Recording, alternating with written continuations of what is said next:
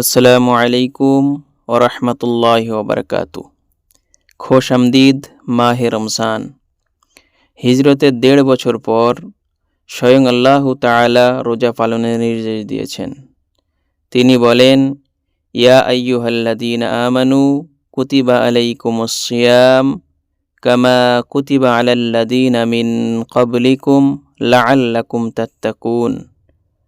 অর্থাৎ তোমাদের উপর রোজা ফরজ করা হয়েছে যেমন তোমাদের পূর্ববর্তীদের উপর ফরজ করা হয়েছিল, যেন তোমরা তাকওয়া অর্জন করতে পারো। রাসূলুল্লাহ সাল্লাল্লাহু আলাইহি ওয়াসাল্লাম বলেন, যে ব্যক্তি ঈমানের সঙ্গে সওয়াবের আশায় রমজানের রোজা রাখবে, আল্লাহ তাবারক ওয়া তাআলা তার আগের সব গুনাহকে ক্ষমা করে দেবেন। তো আসুন আমরা রোজার নিয়ত কিভাবে করতে হয় জেনে নেই। রোজা পালনে সেহরি ও ইফতার গুরুত্বপূর্ণ, পাশাপাশি রোজার নিয়তও জরুরি। তবে এক্ষেত্রে রোজা রাখার উদ্দেশ্যে ঘুম থেকে ওঠা ও সাহারি করাটাই যথেষ্ট। বস্তুত মনের ইচ্ছাই হলো নিয়ত। নিয়ত মুখে উচ্চারণ করা জরুরি নয়, তাই কেউ মুখে নিয়ত না করলেও তার রোজাগুলো হয়ে যাবে ইনশাল্লাহ। রোজার প্রচলিত আরবি নিয়ত হলো নওয়াইতুয়ান আসুমা গাদাম মিন শাহরি রমাজান আল মুবারক ফরজুল্লাকা ইয়া আল্লাহ তাকাব্বাল মিন্নি ইন্নাকা আনতাস সামিউল আলিম।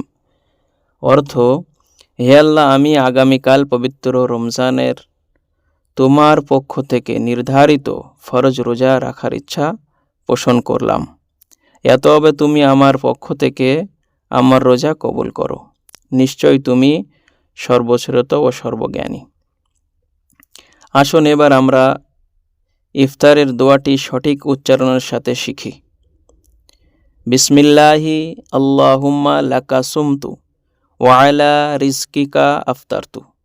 অর্থ, হে আল্লাহ, আমি তোমারই সন্তুষ্টর জন্য রোজা রেখেছি এবং তোমারই দেওয়া রিজিকের মাধ্যমে ইফতার করছি। ইফতারের ফজিলত। সারাদিন রোজা রাখার পর রোজাদারের জন্য ইফতারের মুহূর্তটা পরম আনন্দের।